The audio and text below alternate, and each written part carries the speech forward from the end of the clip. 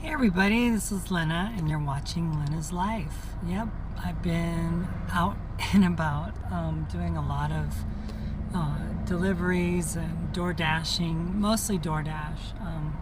I do have Uber Eats, but the one that has just been crazy busy here in Spokane has been DoorDash. And I got this order. I don't know. It was crazy. Okay.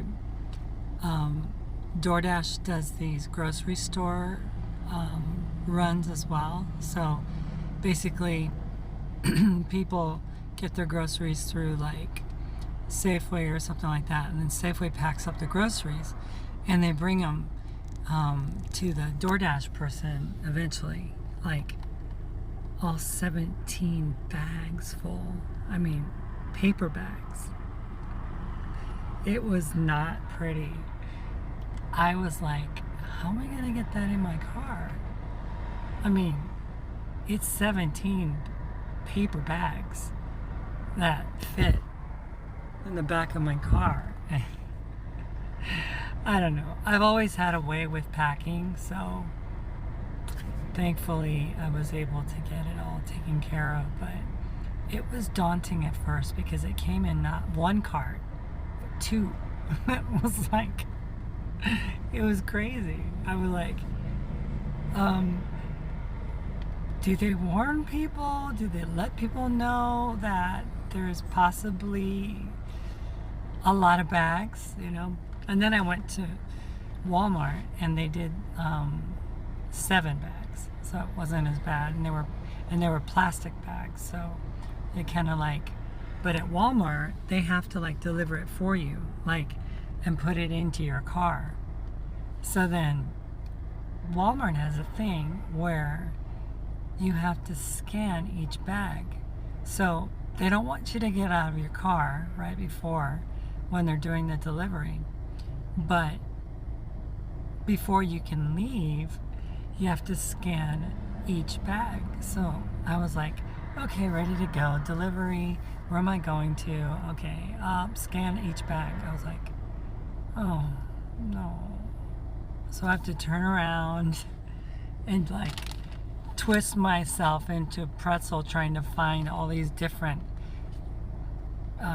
stickers that are on the bags and stuff, and making sure that all of them are scanned. So you have to do that initially when you receive it, and then again when you like drop it off, so that they make sure DoorDash dummy that you don't forget any bags, right? So you can't leave until each and every bag is scanned, which is good for the customer, you know, for the person that's buying the order, and you know, they want their things. So it's been, yeah. Oh, and then another thing. I was planning on getting a motel room, right, last night. So I did get a motel room, but I was working past midnight. And you know what happens after midnight?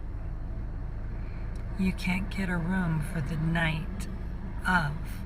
So I went to Priceline and I was like, okay, overnight, blah, blah, blah, do it. Oh no. I went to check in. The lady's like, we don't have any rooms available tonight. Are you sure you checked in here? Yeah, it was here. This is where my GPS sent me. She's like, oh, I know what you did. Maybe what you did was you got it for tonight. And then I go, no, I got it for today. Sure enough, I got it for tonight. So I ended up calling. It was Hotwire. So I ended up calling Hotwire and telling them, I don't plan on spending the night. So is there any way? Well, we usually don't give refunds. I go, I know, but it was a mistake. I didn't mean to get tonight. I wanted last night, which was the time that I was calling. I wanted Monday night. Sunday night. So they ended up graciously processing a refund for me, which was nice because, a lot of times when you get stuff through Priceline or Hotwire, it's like done deal. You can't get a refund. And I've had that experience where I haven't been able to get a refund. But yeah, so needless to say, I went off and did more deliveries into the wee hours of the morning, and then pulled into a Fred Meyer parking lot and got like 3 hours of shut-eye in my car. So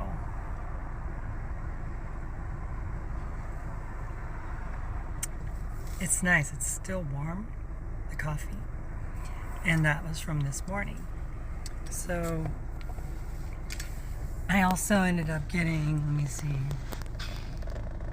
a biscuit, like a buttermilk biscuit from Burger King. And I had half of it, and I still have the other half right here. And I went to Perkins and did a delivery. For those of you who know about Perkins, Perkins is like a family restaurant, and they have really, really, can I say really? Good. Guess what? In the past, I could eat 2 of these. Now, it's like I can only take one apart, It's like I get a phone call. Where are people? It's like, my phone's not a phone, people. It's not for actually answering phone calls. I said, please text me, whoever you are.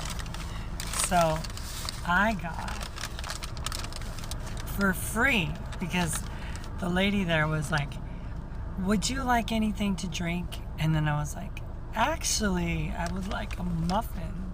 She goes, oh yeah, sure, we can do that too. And I was like, but I'm torn between banana nut and blueberry. Yummy.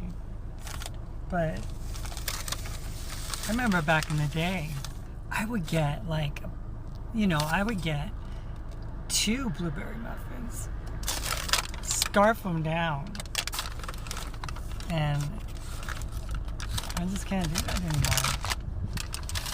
Just my appetite just isn't the same. So anyway, I've been giving it lots of thought as to what I want to do, like with door dashing and stuff, because I feel like the town of Wenatchee is like smaller and doesn't offer as much ability to make money, right? So I was thinking about like coming out here like maybe 3 times a week and overnighting, and then just working a good long day shift, like start early in the morning and then just work until like 9 o'clock or something, and then go back to my hotel room and go to bed, and then work again, and then go to bed, then work, and then leave. I think that's something that I'm gonna probably do, because like I get to Wenatchee and it's like, okay, sometimes it gets busy, and then other times it's just like twiddling my thumbs, wondering if I'm gonna get a call, because that's what happens on the phone. You get an update, as to whether you want to take a job offer or not to deliver McDonald's or whatever. So I'm growing out of Wenatchee.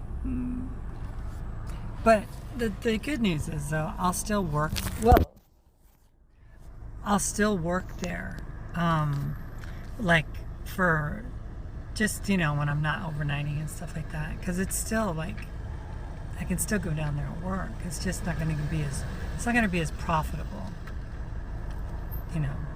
But I am just so overjoyed, like through the moon with excitement about life, about just being able to live it, you know. And I just don't understand what the obsession is of those activists out there that are trying to just get people like me and others like me to just, like, you know, repent and move away from living, you know. And it's like, I don't understand the fascination. Is there any way that someone could explain it to me? Because last I checked, it's my life, right? Last I checked, it's their life, or whoever's, you know, life to lead, to be able to do whatever they want to do with their life. And, you know, I mean, making people feel bad about themselves and then playing it off and saying, no, it's not that, you know, I'm not like putting a guilt trip on you or anything. I mean, it's not my job to make you feel guilty, but I can make you feel convicted. And I'm like, no, you can't. You can't make people feel convicted either. That's not how it works. It's just not how it works. But I just don't understand why the same things have to be said by those activists out there that are on YouTube and, you know, make videos and stuff and constantly have to like repeat, wash, rinse, repeat, wash, rinse, repeat. And it's like, I mean, are they thinking do those people think they're gonna change the world? I mean, just by constantly going back at the same thing and saying, you know, these people, you know, they are all like, and this is all just a big lie, and they know it, and, you know, since I knew it and my friends knew it, and it's like, you're not everybody, you know, you're just not. Everybody isn't you. And to think anything, you know, it's like, I just don't understand the approach, you know, especially my ex. Her approach is just like, it comes across as haughty. Do you not understand that your attitude, overall demeanor, overall look into the camera, your whole like body, like language, and the way you move your hands and the way you look at the camera, it all points to you speaking down to people. And it's like, there's nobody that's gonna say, you know, if you are like a person that knows that you're human, you know you make mistakes, you never want to say, I'm nowhere close to being perfect. You know, I mean, as if people think that you are remotely perfect in any way. That's not how it works. You know, I mean, it's like, you get to like be humble in life, not prideful. That's what we're, you know, like, you talk about being able to work through the things in life, and that, you know, before it was the universe, that we're all placed here on this universe, planet, by the spirit being, power of being that exists on high somewhere, ethereal presence of something, matter, energy, the source, they called the source. So all of this, like, you know, conceptual thinking of some sort, it goes into Christianity now. So now it's like, God places us on this planet to be, to work out our our sinfulness or to work on our frailties so that in the afterlife that we can be purged of it. No, we're not talking Buddhism. We're not talking Hinduism. No, we're talking Christianity, where we are on this planet to worship God, right? To bring him glory, right? To make him and his name known. That's why we're here. We're here to love God, right? And to love people. You know, that's why we're here. We're not here to work out our karma. We're not here to to figure out how we can become better people on earth so that in the afterlife we have no. And no. That's not what we do. It's like you need to go to instead of wanting to teach on the go, you need to take some time off, really. I would recommend time off the internet, time off of telling people how to live their lives, time off of that, right? And focus on getting your doctrine right. Focus on getting, the concept of sanctification and holiness and righteousness and our place in the body of Christ. I mean, work on those things. And then just go donate your time. Go help somebody. Instead of trying to get people to pay you to be some kind of a guru of physical fitness or a life coach or something like that, which I don't understand who would want you to be their life coach when you haven't really done that much to make a mark on this life, no pun intended, to make a mark on this life as a human being, that you would think that you would have something to offer people when, basically what you offered me was deception. Because, like it or not, you admitted that throughout the whole time we were together, that you didn't see me as a woman, that you were suppressing my transition, that as a trans man, you were literally trying to get me to be something else, that you were doing this throughout, knowing that we got married that way, knowing that we remarried again, and that was your intention the whole time.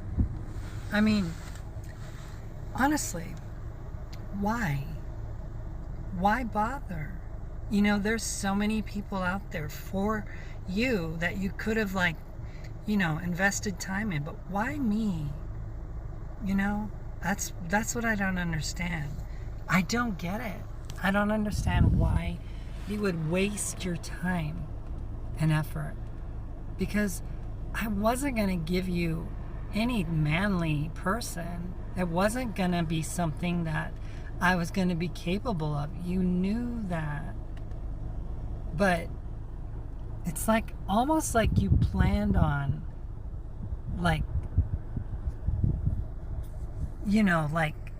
in a syncretic manner tried to take apart every little piece of stability that I had. And I didn't have much, but I had a little bit. But I don't get it. It's now you say, never saw you. And that's fine. I don't, honestly, I don't care if you see me as a Jack and the Beanstalk. I really don't. I don't care if you see me as a multicolored dodo bird. It doesn't matter to me, because what you think of me is like, to me, it doesn't make any difference in my world at all, because I wake up in the morning, I get up, I get ready, and I welcome the day, I do my thing, and I get out there, and I'm just living my life, right? Just living my life. And nobody gives me a hard time. It seems like you're the only one that thinks that I live in some kind of a world of like being outed everywhere I go. Oh, Lynna, you knew that everywhere we went, you were, the people in Apache Junction, they knew. Oh yeah, they knew. I mean, I've been with women, and, well, you're not.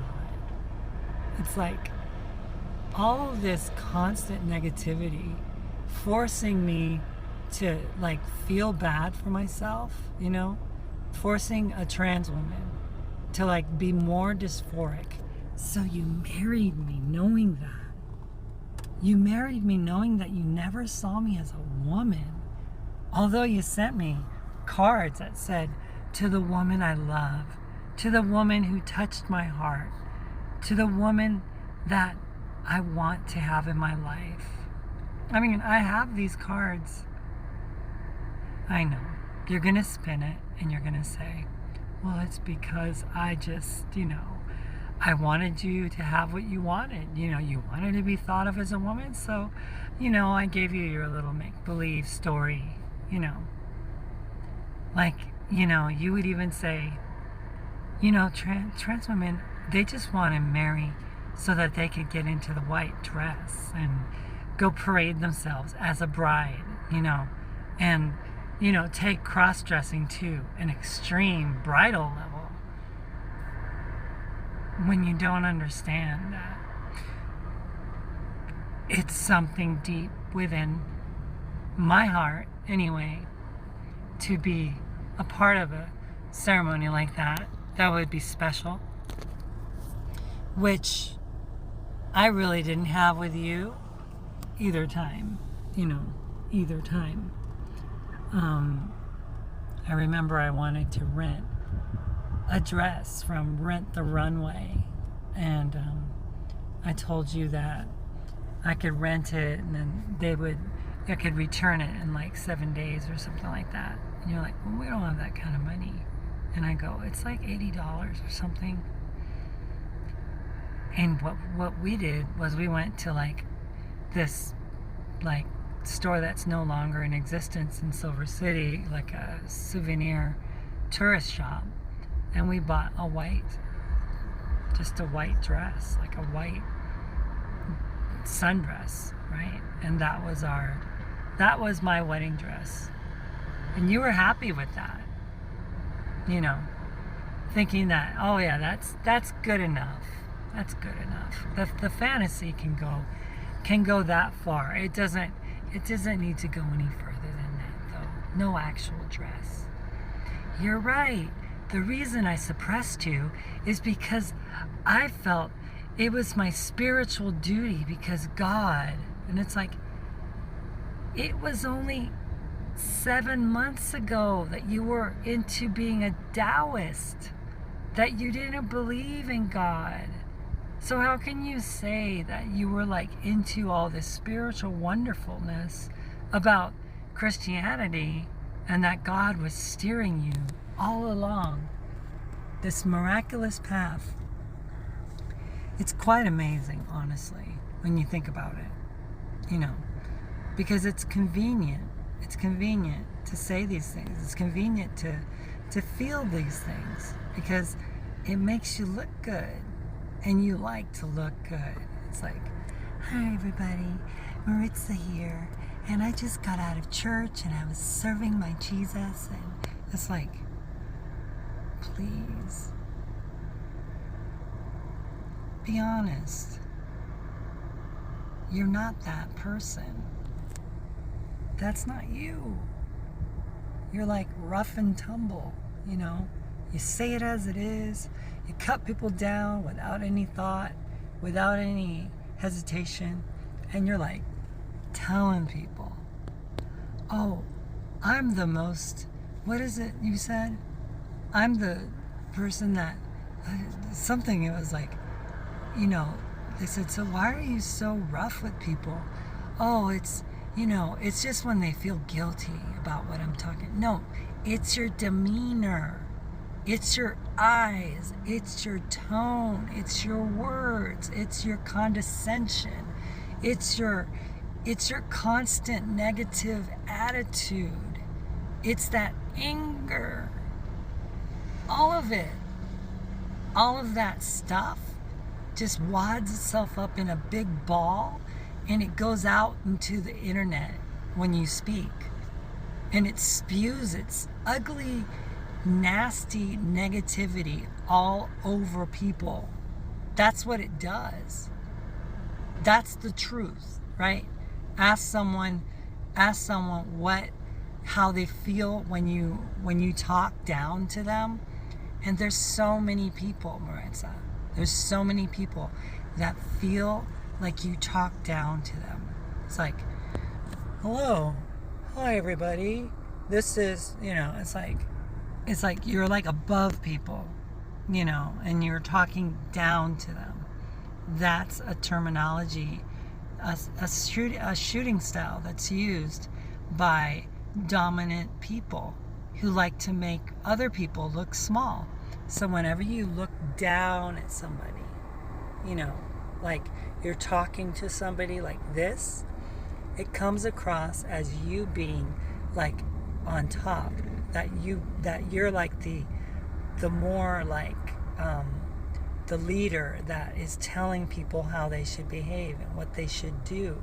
See, when you do this, it doesn't have that kind of, you know, feel. It's just like you and me on a conversation, eye to eye, one-on-one, equal pairings, equal level. But, you know, you love to talk down to people, and it's just not right. It's just not right. So I know you're not gonna like it. I can't help it. I can't. I have to speak the truth. And the truth is that you don't know what you're talking about. The truth is, you twist the Bible, you twist scripture. The truth is that you need to go to Bible school so that you could get some understanding before you go teaching people about things. It's like, you wouldn't just throw a doctor out there without knowing how to operate, would you? Would you just throw a surgeon out there first month in and, you know, oh, I know about this stuff, I've heard about it? No, you have to like study. You know, if you want to be like a woman of God, messenger of Christ, prophetess of the nations, you need to go get some training, not on the go training, and then teach from the training. Don't teach from, and it's not shooting at the hip, Maritza, it's shooting from the hip. Shooting from the hip, because it's from the Old West where they had like, you know, guns and stuff on their side, and then they would shoot from the hip. That's what we're talking about. It's not shooting at the hip. Just to let you know, those are just a little tiny corrections that I want you to, you know, pick up so that you don't embarrass yourself when you're talking. Anyway, have a great day, you guys. I hope to see you again in another video. And have a great one. Bye.